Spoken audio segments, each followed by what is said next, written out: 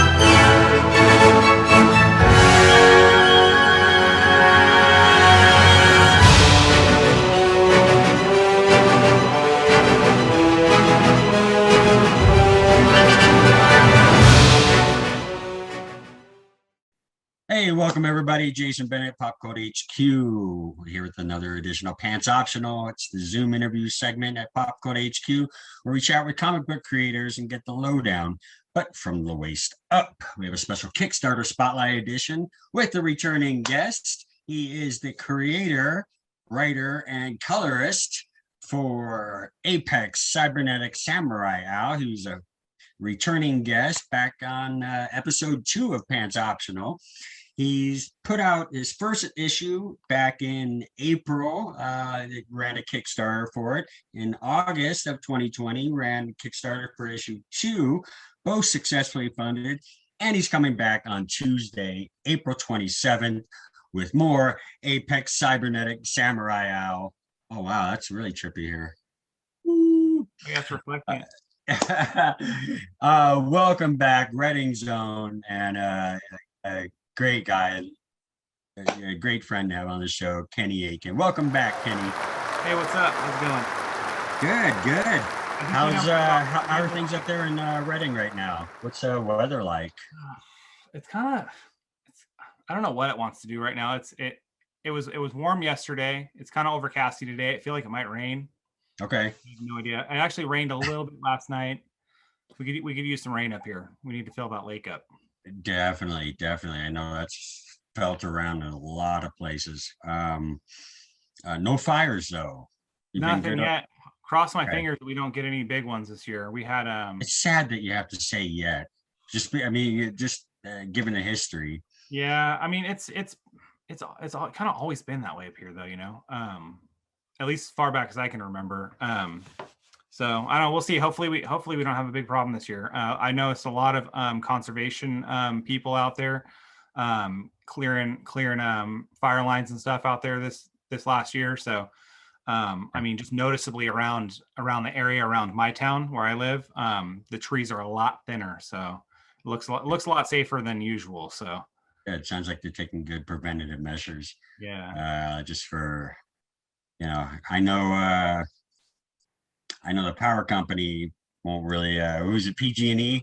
I know PG&E doesn't want any more stuff going on. They got enough problems. Right. Hey, so yeah, like we're saying, Apex is coming back for issue 3, the last issue of the 3-issue miniseries. Same creative team, working the same roles. You're still writing and coloring with Brian Belando on line art and Justin Birch on color or on letters. Yep. All right. So what can people expect for this last issue of the miniseries? It's an oversized issue, isn't it? And to close it out? It's a little bigger. Yeah, it's like we're at 38 pages. If I don't add any more before the end, I'm still finishing up colors right now. I keep going. man, I could just add like another page here. This would be cool. This would Eh, be, that's kind of one of the things about being, I guess, the creator, is that like I'm in charge of this thing. So like I could just go, hey, let's just put another one right there. sure. we, Or we've even done these, that a couple times. I've seen stretch goals for that. You reach a certain point, it's automatically going to get 4 more pages or 8 more pages. Right. Yeah, I think we got it wrapped up pretty good. So this arc is a lot of action, a lot of action. It's got a giant dinosaur in it, which is awesome. I've for me personally, this is the one I've been waiting to do. Like the whole thing, like I've been like in love with it. Like every time I get a page back from Brian, I'm just like in awe. I'm like, I can't even believe we're like doing this. This is so crazy. But like Yeah. this is the one. I'm like, man, I get that page back, that dinosaur, and I'm like, holy shit, like we're doing this. This is so crazy. So there's dinosaur. It's awesome. It's in Tokyo. I'm a huge fan of like kaiju movies and stuff. Just watched Kong versus Oh, Godzilla. Godzilla, right. It came out at perfect timing because I'm like coloring pages and I'm like, oh, this is on. Like, whoa, this is cool. Like I can watch this. I can like color this stuff. And it's like, you know, it was watching Godzilla was such a huge inspiration for that whole scene. So it was really cool to just have that happening at the same time as me putting this together. So I'm like, yeah, that's really neat. And yeah, and you know, it just this one's gonna resolve the first arc and then push us into the next one. So it's Okay, and yeah, what does future plans look like for Apex? I know, like we said, this is a 3-issue miniseries that's wrapping up. Are you going into another volume? Are you thinking more individual self-contained stories or one shots expanding?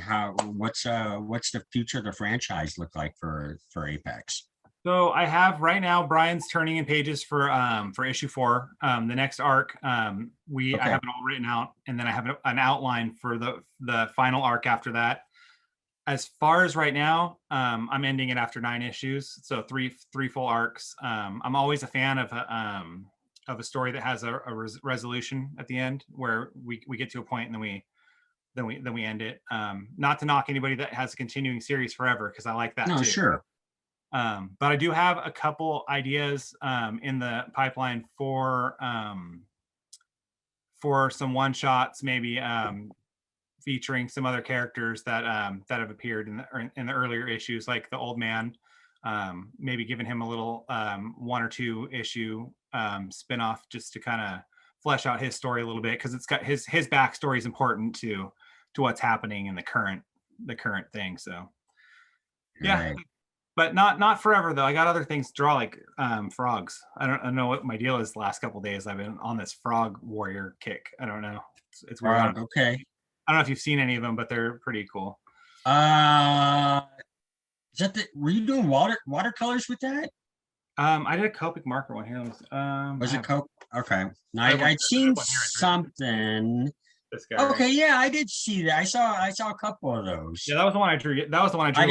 I didn't know if that was going to be, because I think you also mentioned you're plugging the upcoming campaign here. For Yeah. I mean, so I didn't know how that tied into there. Okay, so that answers it. Doesn't tie into it. I was just being weird. Okay. I was just like, well, I got to make a post about something, right? You know, because it's you know, it's good to keep the social media grind going. So I'm like, well, I'll just make a meme. I don't do memes. Let's make a meme. Why not? Why not? I love it, man. Seems to be out. Seems to be okay on on Instagram. So that's cool. Now with this, like you're talking about how you're building on these stories and like arcs here, and this being the third of 3 that wraps up this arc. Are you looking at collecting those into like one trade, or is that something down the road, or is that something that might be included in this campaign? This set right now, I do plan on putting this one into a trade. So I figured every 3 issues would go into a trade. It'd be roughly about 100 pages, I think, close to 100 pages for each one. I think issue 4 actually clocks in at about 40 pages, I think. Okay. So I can't remember what the other ones are exactly, but they're close to that. So yeah, so that ultimately that's the plan. I'm actually looking into getting the trades published. Okay. So we'll see. I have it out with a couple of publishers right now, but you know, it's with the pandemic and stuff like that. It's just, you know, everything's just kind of starting to get back into motion. So I'll probably have to follow up with some people and see what's going on in the next few months and you know, no Okay. rush. I'm doing it on my own. So it's cool. And, you know, when the time's right, the time will be right. And that'll be, you know, that'll be a good time, you know? I'm sure this is a lot of this time during the pandemic's been a good learning, many learning experiences for you as far as in how to promote, how to advertise, how to, you know, continue to network, you know, in this environment. Um, how important is the social media aspect to what you do as a creator, and not only for Apex, but as far as uh, you know, connecting with other people, with fans? I know you can with like Kickstarters, you can, you know, send updates and engage with fans. You know, how has your approach to promoting Kenny Aiken and Apex been impacted by the advent of social media and this whole shift away from conventions due to the pandemic? Um, well, I think anything you can do to connect with people is good, right? So when you obviously when you take the face to face part away from that, it makes it a little tough, right? Um, I I'm not a huge fan of social media. I think there's just a lot of vileness out there, especially on Twitter. So I've actually avoided Twitter up until recently. I just started kind of becoming active on posting on Twitter. Um, it's just it's hard because you got it's not good for your health, I don't think, to be in that ecosystem all the time. So you have to find a way to stay out of it more than you're in it, I guess. um but it's always cool to send messages to people. I love doing that. I love it when somebody messages me, they're like, hey, this is really cool, I love this, you know, and I'll chat with them. Or somebody will send me a picture of something they're drawing and they're like, hey, what do you think of this? Like, this is really cool. And I'm like, that is sick. Like, that is super cool, man. Or like, hey, what, you know, do you have any advice about, you know, what I should do to make this look better or whatever? And I'm like, well, you know, I try to give advice to the best of my ability. I know my ability as an artist is questionable, but uh, you know, it's always cool, you know, to be able to help people and you know, to be able to talk with people, and you know, and just feel like that I'm an inspiration to somebody else, like people that I know are an inspiration to me, you know. So that's always pretty cool. Look at that, dude. I don't need my head in there. Pretty cool. You should wear a green t-shirt and then you could just put your I head know. like in. Well, I got my Apex shirt on. I got. Oh, that's cool. Oh, sick. How does that come Nice, through? dude. Very nice. Oh You know, yeah. I only have like one more of those. Oh, no kidding. All of mine just got like, I don't know what happened to them, but all the ones that I used to wear, they're gone. I don't know what happened. Oh man, They got the that's a wash. bummer. That's a Yeah, drag. Yeah, I gotta get yeah. some more made. Oh, But some I still rock mine. Hey, let's talk about what kind of reward you're offering in this third go round. The main reason that I'm excited, I don't know if I'll be able to swing it, but I saw you're going to have a 3D printed Apex action figure. Here, let me get one right here. Oh my goodness. Let me get one here. I didn't know. I didn't know. Oh, wow. We're painting them right now. So I have one that so here's the thing about these. So these are made by Damien, my friend Damien Waldron. I think I hope I pronounced his name right, but he's making a company called O Toys. It's right here. Oh, toys. Um, Okay. and he made these for me. And he's like, hey man, do you want to do something with these? And I'm like, yeah. Like, so he sent me these pictures of these. I'm like, well, first I didn't know what he was sending me. I'm like, what is this? This is really cool looking. And then I realized, you know, this is like, that's Apex, man. Like, what the hell? So I'm like a little kid over here, and I'm like, you know, setting up Megatron figures on my desk over here and destroying them with Apex and stuff, because I'm just like Sure. so excited. But anyway, so this is the action figure. I mean, That's awesome. this is ridiculous, right? I don't think I've been more excited about anything ever. Now, in addition to the figure, did he make the custom card stock there and that? Yeah, so I sent him this artwork, and he made this this card out of it. It's got the card, and it's got like this cool little box that you can like put your toy back inside of it and stuff if you don't want to do it. But That's awesome. right here, it's this little guy. I mean, it's about, you know, there's my hand right there, so it's a pretty good size. And the A lot of detail too. The arms move. So we got moving arms. The torso turns. The turning torso. Nice. Too. So I mean, he can give you a hug. He can give you a high five.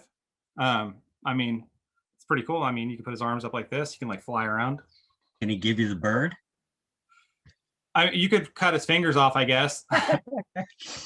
So we're getting these painted right now. One of my friends, he does a lot of miniature painting.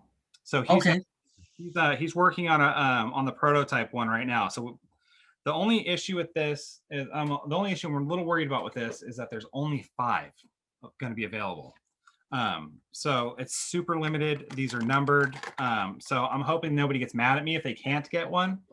You know, I've seen other people offer action figures before, and they are a tough sell because usually like you said, they are limited. I think the last one I saw only had 2 or 3 available, and so you had to get in it quick. But they were a high price, you know, because you have such low quantities that you're printing off. But so there will be 5 of those available, all painted. All good painted. to go. Beautiful.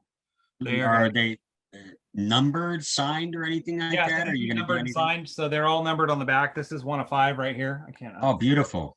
So Kickstarter exclusive. Okay. So one of 5 on the back there.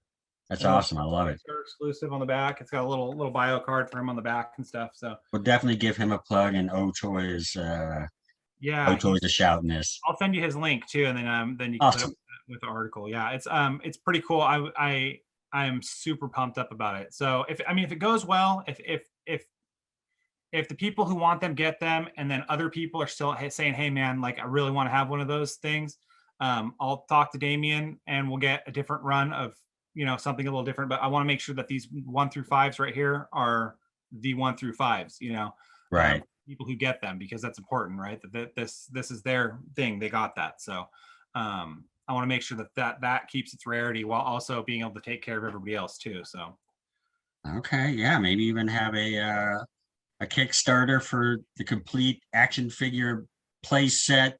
Oh man.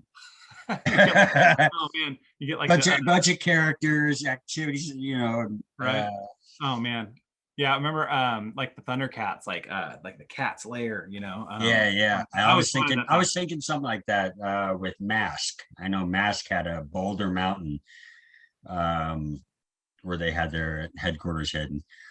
So in addition to those awesome only 5 available custom 3D printed Apex figures, what else you're going to be offering? So for regular rewards, we're sticking to books. I got some sick covers. We always do really good with the covers. The interiors are always fantastic because Brian just does such an amazing job on putting everything together. And I mean, I color it and I'm like, okay, well, you know, like if I hired somebody else to color this, probably look way better. But man, like Brian does such a good job. I can't state that enough. And like, look at that cover. I mean, that's the A cover right there. That's behind you. Right. It's inspired by a Hellboy book called The Island. The Island. Okay. The Island. Yeah. And I sent Brian a picture of it, and he's like, "Oh, that's really cool. That'd be a really cool idea to do for an Apex cover." And so we agreed on it, and he's like, "Yeah, let's do it." So that's the A cover. I have an A cover. So I have a cover that he drew for issue 1 that I've been wanting to use forever. And for some reason, I just keep ending up not using it. So I think I might use it for the trade. It's a Barry Windsor Smith. Man, what was the So it was a page in Weapon X, in the Weapon X book, but then they ended up using it for the cover for the trade. Okay. And it's where Wolverine's like, you know, he's in the Weapon X outfit or whatever, and he's like killing all those soldiers, you know, and he's like climbing up through this pile of them. So we did a cover like that, and I'm gonna use that for the trade. But for this one, we got some cool covers. This right here, the Super Mario Brothers 3 thing. I love this. This is awesome. That was just so cool. It's my favorite thing. Nick Torres drew Apex for it, and then Rich Bloom did the logos, the Apex Cybernetic Samurai Owl 3 logos. And it kills me to look at it because it's so good. But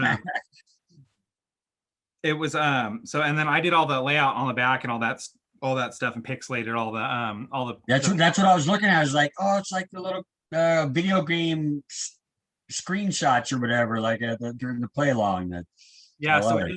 I made all the little Kickstarter logos. So all those logos, custom Kickstarter logos for the book. That's going to be the Kickstarter exclusive. I'm not going to make any more after Kickstarter's done. That's it. Okay. I always do one cover like that for the Kickstarter exclusive. So this time we have three covers this time, and then I'm doing the Samurai Cinema edition again too. And then there's this Chris Williams C-Dub. He did this awesome Batman 497 piece, and this is, I was trying to figure out a cool cover that had a dinosaur on it. And I was looking through all these covers, and I'm like, man, Batman 497, because Bane goes into the Batcave, and on the one side there's the giant penny, and on the other side there's the dinosaur. Right. In the Batcave, and I'm like, well, we can put the dinosaur on that side, and we'll just put like a giant 1 yen on the other side because they're in Tokyo, and then we'll just put Tokyo in the background and look cool. And yeah, and it's phenomenal. I can't even believe that how good it came out. I knew it was going to come out good. Chris Williams is a fantastic artist. I've been wanting him to do something for a long time, and I was really lucky that he had some time to do this for me. So, like this? Yeah. So okay, yeah, they had the dinosaur. I don't know what that dinosaur is actually. Now that I think about it, but I don't remember its background or how it, how it became part of the Batcave or. It's been around since like the Silver Age, I think. It's been part of the Batcave for a long time. Oh yeah, I do have some stretch goal stuff to show off too. But like I was saying, Samurai Cinema Edition. I don't know if you've seen that. I did want to talk about that. So that's I did that for issue 2. I don't know if you've seen what I did, but it did pretty good. A couple people picked it up. So a lot of I back a lot of comic books, but samurai books. I do like to get from a Kickstarter sometimes when I see them, samurai themed kind of things, Japanese themed stuff. Okay. As you know, I'm learning to speak Japanese, so it's always fun to like try to immerse myself in that culture as much as possible. Right. So I got a bunch of comic books, and like people were also sending like black and white versions of them. And I'm like, this is really cool. Like I really like flipping through this black and white, like manga style comic book. So what I ended up doing was I took that a step further, and I actually used some film grain filters and went over every single panel in the book for issue 2, and made a new edition for the book called the Samurai Cinema Edition, and it's kind of a throwback to the old samurai films from like the 40s and 50s, like Seven Samurai, So like Kurosawa and yeah. And okay. I think it came with a really cool effect. So I'm working on that. There we go, right there. Yeah. Okay. So and that covers that's from issue 2. That's issue 2. Yeah. So I'm doing that for issue 3, and then I hadn't actually done it for issue 1 yet. So for the first time, that'll be available on this Kickstarter to get the issue 1 of that as well. So I'm doing the full run as a Samurai Cinema Edition, and you can get all 3 issues for that. So okay, so there'll be things from previous campaigns available yes in this. So not only can you get up to speed by picking up the first 2 issues if you haven't, so then you'll have the full 3-issue miniseries, but also different variants that you've offered before. Will they be available for like add-ons or anything like that? So I have let's see here, for as far as Kickstarter exclusives, no, because those ones went with those campaigns. But everything, I think everything is available that is available outside of Kickstarter, minus this right here. So this is my first ever printer proof right here. This is the first book I ever actually had printed ever right here. Okay. So this right here is a cover that I drew, and this was supposed to be convention exclusive for 2020. Okay. For my table.